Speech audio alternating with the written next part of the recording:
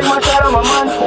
I take my shot on my monster. They stand right on top, do you proper? Gotta put the work in just to prosper. I need my back ends a little faster. Anything that I want, I can get it. With that fame, then I'm busting your way. Over Philly, this shit can get shitty. Red lights better cut you. Welcome back to another great episode of the Thevibes Podcast. I'm your host at Film 23rd Street. I'm Mayana Camille. Hey, listen, today we got an amazing episode. We got a good brother here, a community activist. I wanted to give you something else too. What's that up? Let me help you. TV producer. Political consultant. Okay, Anton Moore. He ain't want me to put the other thing on. You ain't got to put Kareem in there. He ain't gonna put Kareem in there. But how you doing, brother? How you feeling? I'm good. Appreciate you for coming. I love this. I love this setup. We love what you do I come from TV, so seeing this setup, I'm like, wow. When she said they had to put the mic on, I said, I already know. I appreciate it. So, where you from? Let's start there. I grew up in South Philadelphia from 31st and Tasker, but lived throughout South Philadelphia, 20th Snyder, Pierce Street, 23rd Street, all over. So, how was it for you growing up in Philadelphia? Growing up in Philadelphia, it was fun. Like, people, down talk Philadelphia, but you can't never down talk where you're from. You get what I'm saying? So, growing up in Philadelphia was fun. You learned a lot. You experienced the culture of Philadelphia, understand the people you grew up with. You know what I mean? We come from the era where you can go to your neighbor house and say, I need some sugar. You know what I mean? Yeah. So, growing up in Philadelphia is fun. Despite what you hear about shootings and all that stuff, man, Philadelphia is dope. Yeah. I see you doing a lot of amazing things in Philadelphia, from community work to outreach youth work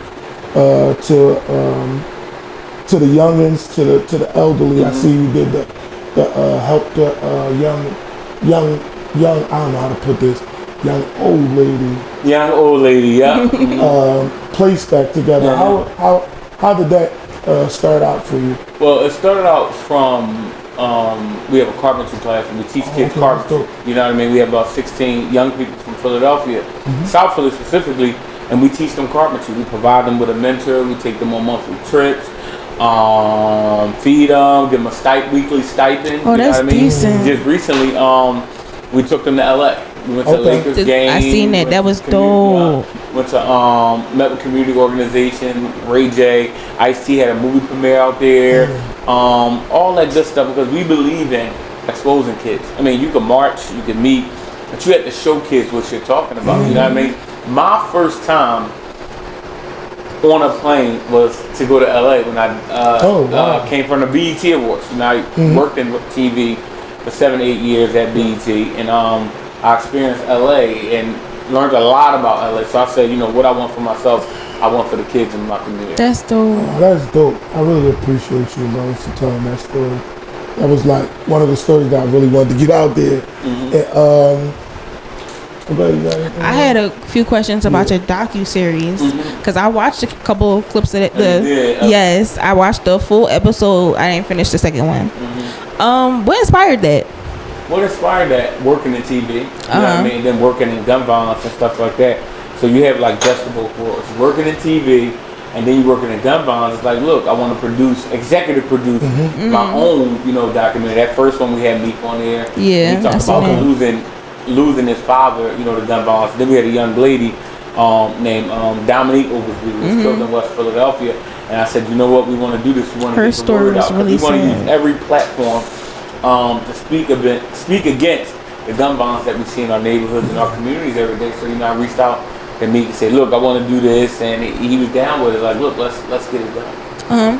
And I noticed that you had a nurse on, like, speaking out against it. Most people don't even think about someone who directly deals with the gun violence, and that's hospitals, nurses, surgeons.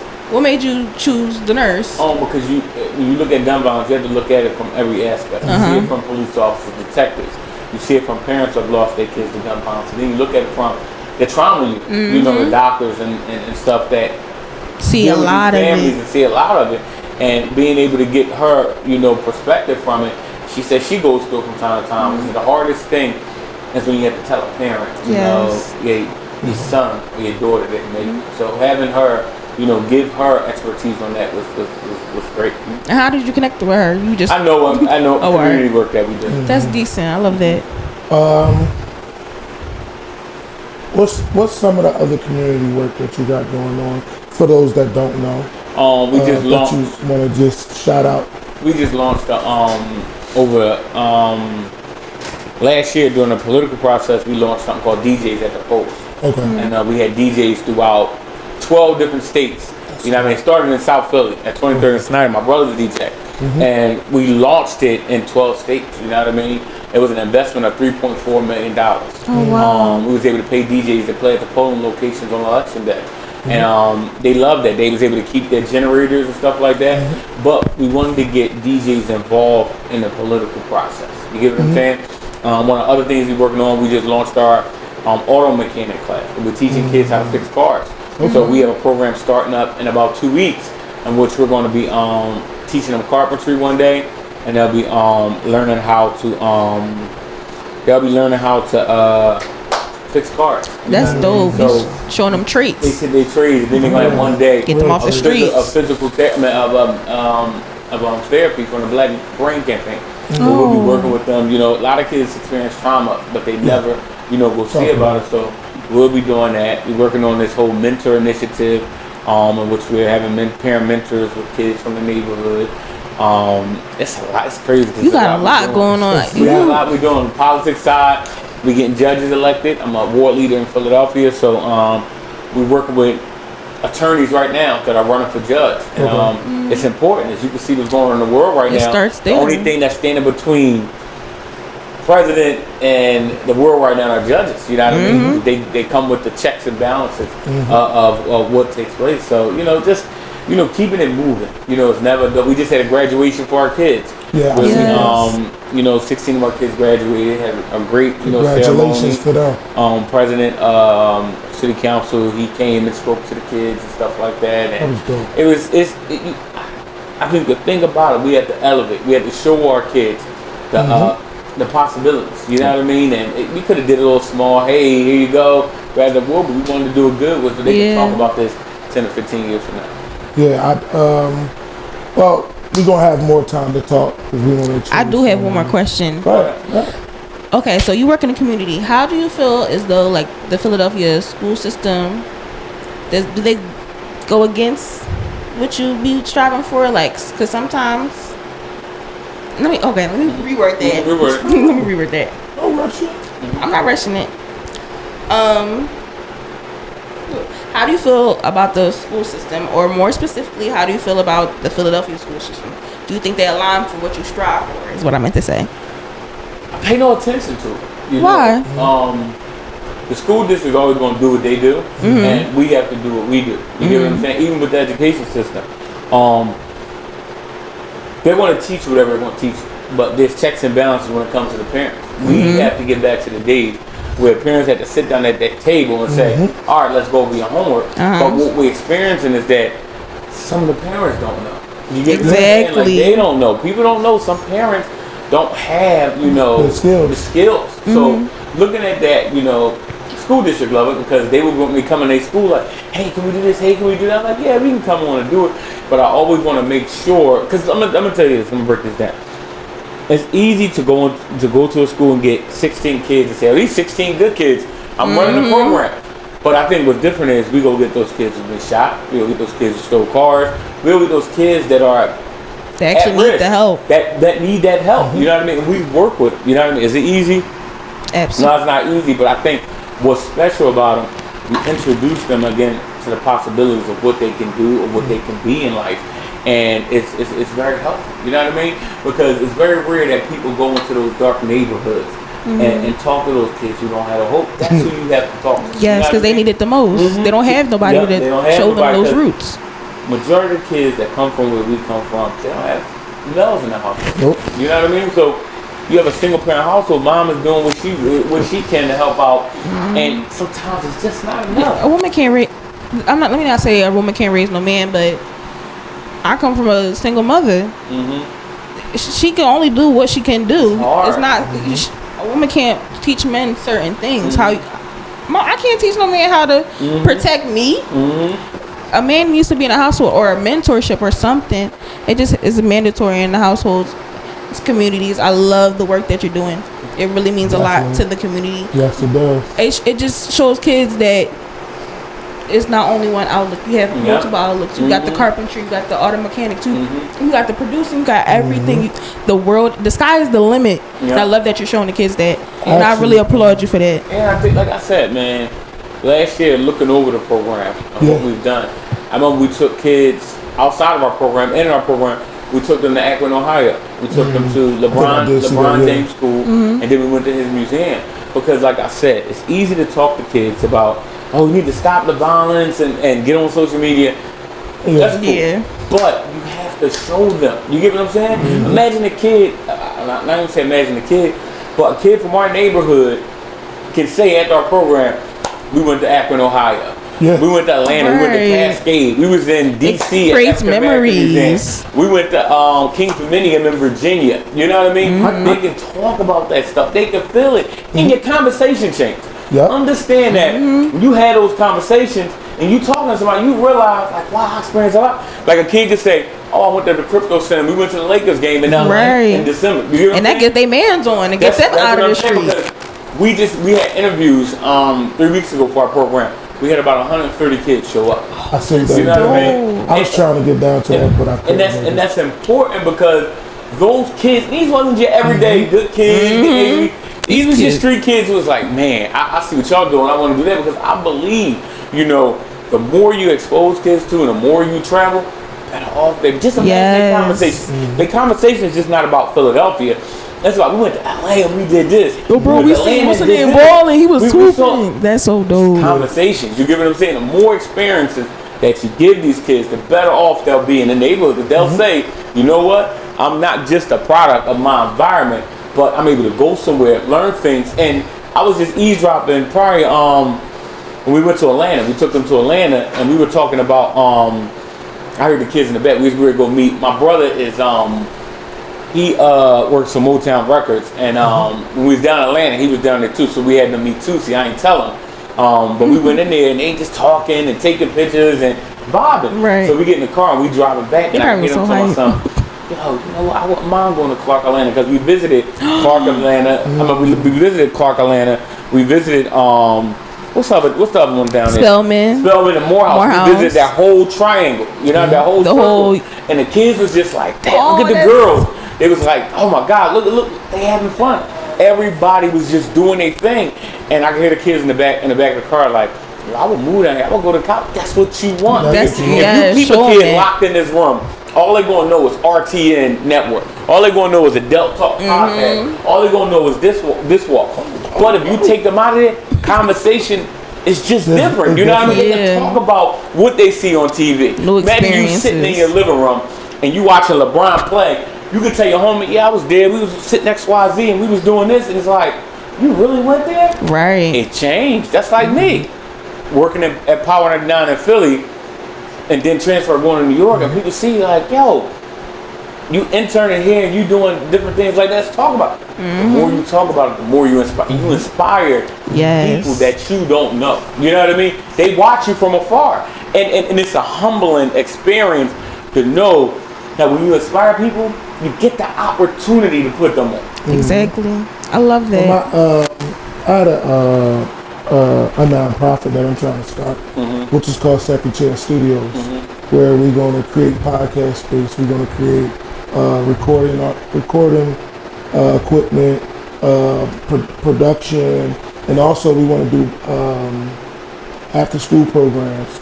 We want to get with juvenile delinquents. We also want to build a basketball court for them. We also want to do a fitness center for them. We also want to get vans and stuff like that to be able to take them on them trips, because I once was that youth that spent time in Stratton and Newcastle, but it was a great experience for me because I've never been nowhere else. Right.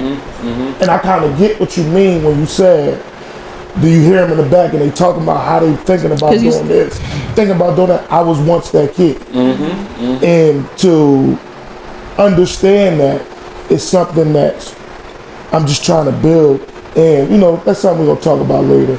But that's something that I definitely want to get into with you. We also had young Bob on here. He's doing a lot for the community too, with children and stuff like that. He got his own studio in Umbria Street up in, I forget everything quickly. But I just want to get a bunch of guys together so we can really talk about a plan that we need to do for our children. We just because we didn't make them don't mean that they're not ours. I agree. And then adults need to step up, like our old heads used to step up for us as a community. And just like she said, a woman can't teach no man nothing. I mean, they can a little bit, but you know, they can't teach them how to be a man. So it's things that we all need to actually give back to our community. We done took so much. It's time for us to give back. And this is my moment, you know, just to express myself to you and let you know. We running a short time, but we getting it together. And I really appreciate you for coming on. And you know what I'm saying, just taking the time out to say, I'll pull up. You know what I'm saying? Like, that means a lot to me. Man, this is good, man. And I tell you, man, you're doing this work, you just always got to make sure it's in your heart. Yeah, you know of course. Because if it's in your heart, it's going to make you get up every day. You know what I mean? And want to do it. And you know pure. It ain't easy. I mean, it takes a lot. But when it's in your heart and it's in your mind, you're going to do it.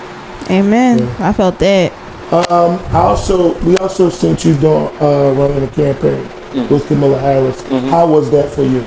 It was good. It's weird when people stop you on TV or you get a call from your cousin or something. Like, I'm in Georgia and I just saw this commercial. Quick thing before you get into it. So we know each other from off Instagram. My personal Instagram, you follow me on for years. And we had a couple of back and forth, but it wasn't nothing major. It was liking and doing this, what you was doing. And I actually met your brother, and I started paying attention to you even more. Like, all right, he was telling me, oh, my brother dope. He got this going on. He got this. He's doing this. He's doing that. Pay attention. I need to get him on a podcast. I said, what's crazy is I came at him already. I got him locked in. So we was waiting for this date for a while. And I told everybody, like, this was going to be one of the best moments, especially with you and Miss Nina, because I wish we could have got y'all together. But next time we would. Let's do it. But I forgot what I was going. Kamala Harris. How was that experience? How was that experience for you? It was a cool experience because you look at candidates and you see what candidates will be most helpful to your neighborhood, and you embrace that. You know what I mean? Exactly. Even though she lost, if I had to go back and do it again, I'd do it again. You feel what I'm saying? Because at the end of the day, we don't give black women enough credit. You feel what I'm saying? Black women are the backbones of our neighborhoods and our community. And when you think about it, and people say, "Oh, she ain't," nonsense. That's what people wanted you to think. Exactly. But in reality, she was the most qualified for the job. And I think people know now, looking at it like, now I saw this Asian guy. He was like, "Oh man, they deported her. I voted for him." You get what you voted for. Because we did our part. We did our part. You voted for him. Now you got to deal with the consequences and the repercussions. You know what I mean? And looking at it in hindsight, I'm arguing with some black men, and I'm just like, yo, y'all come from a black woman. How can you say these things about her? If your mother, your aunt was standing up there running for president, you would choose that old white man? Come on, common sense don't tell you that. You feel what I'm saying? People losing their jobs right now. Yeah. They're taking kids out of schools, and that's crazy to me. They're talking about do that. They're talking about taking away breakfast and lunch. You know what I mean? All those different things, programs. You know what I mean? If you've been at a job, let's say if you apply for a job, you're on probation. Right now, they're rescinding that offer letter, saying we can't hire you because of what he's trying to do. You know what I mean? So we have to look up. And he told us all this before. Yeah, he did. And everybody was blind to it. People was uneducated about Project 25. The Senate, I was just reading, the Senate just confirmed the author of Project 25. He's going to be in the budget office in Washington, D.C. Donald Trump told y'all straight up, I don't know anything about that. The whole time, they was in the back room getting it all together. You get what I'm saying? Look at Elon Musk. He just hired 6 young kids between the ages of 18 to 25 to take over the government. And that makes sense. How? If you gave me the power to run a government, child. 6 white kids, young white teenagers. You get what I'm saying? You look at Joe Biden's administration, you have one black person in one of the lowest positions over housing. The rest is all white men. So you tell me, so when y'all hear black men going out there telling my son, oh, we got to give Trump a chance, that's what I call bogardash. You know what I mean? And that's short for bullshit. And the reason why I say that is because you look at our neighborhoods and you look at kids. You hear what I'm saying? See what families are going through. They're talking about touching Social Security. Imagine your grandmother telling you, and I talk about this in one of the commercials, they're talking about going up on prescription drugs. Imagine your grandmother paying $51 for a prescription drug. Now she's turning around paying $300. And she don't even got Social Security. She don't have Social Security. Who's gonna deal with that? You know what I mean? So you look at it. You have to be. Listen, it should be a crime for you to walk around and be uneducated at this point in time. You know what I mean? You have to know what's going on. You have to know what's about to take place. But we have an opportunity. Let's say 16 months from now, the midterm elections. Right now, the Republicans control the House and they control the Senate. So Trump is able to steamroll whatever he wants to go through. But we can stop him in 16 months. But I'm telling you, elections have consequences. When I say elections have consequences, there are a lot of people that are not going to make it out of this administration. When I say that, I mean they're not going to survive the 4 years.